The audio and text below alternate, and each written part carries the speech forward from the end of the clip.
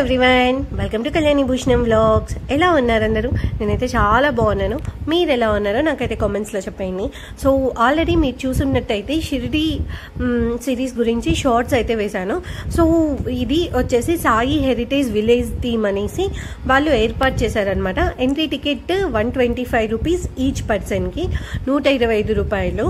So ఇదేమంటే Saibaba గారు బతుకున్నప్పుడు ఆ చుట్టుపక్కల ఎలా ఉన్నది అనే దాన్ని ఒక విలేజ్ లాగా థీమ్ని ఏర్పాటు చేశారు. సో నాకైతే చాలా బాగా నచ్చింది.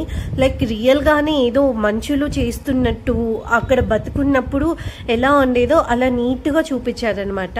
సో మీరు కూడా ఎవరైనా వెళ్తే మిస్ అవ్వకుండా తప్పకుండా చూడండి. సో ఇక్కడ ఏమంటే సాయిబాబా గారు బతుకున్నప్పుడు ఎలా లైక్ ఎవరెవరితో క్లోజ్గా ఉండేవాళ్ళు, ఏమేం పనులు చేసేవాళ్ళు అనేవి మొత్తం నీట్గా చూపించారు.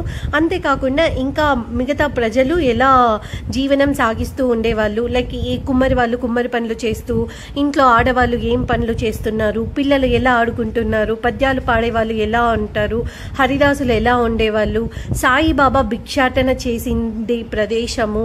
అండ్ సాయిబాబా గారు అప్పట్లో షిరిడీలో ఒక రోగం వచ్చింటే గోధుమలు ఆడిచ్చి ఆడవాళ్ళ చేతులకి ఇచ్చి ఆ పిండిని ఊరంతా చుట్టూరా వేయమన్నారంట. సో దట్ అక్కడ ఆ రోగం అనేది వ్యాపించకుండా అరికట్టారనమాట.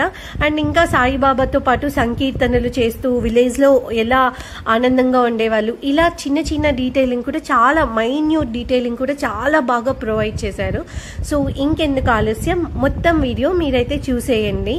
సో వీడియో నచ్చితే తప్పకుండా ఒక లైక్ చేయండి, కామెంట్ చేయండి, షేర్ చేయండి అండ్ సబ్స్క్రైబ్ చేసుకోవడం మాత్రం మర్చిపోకండి. Thank you. Please continue watching.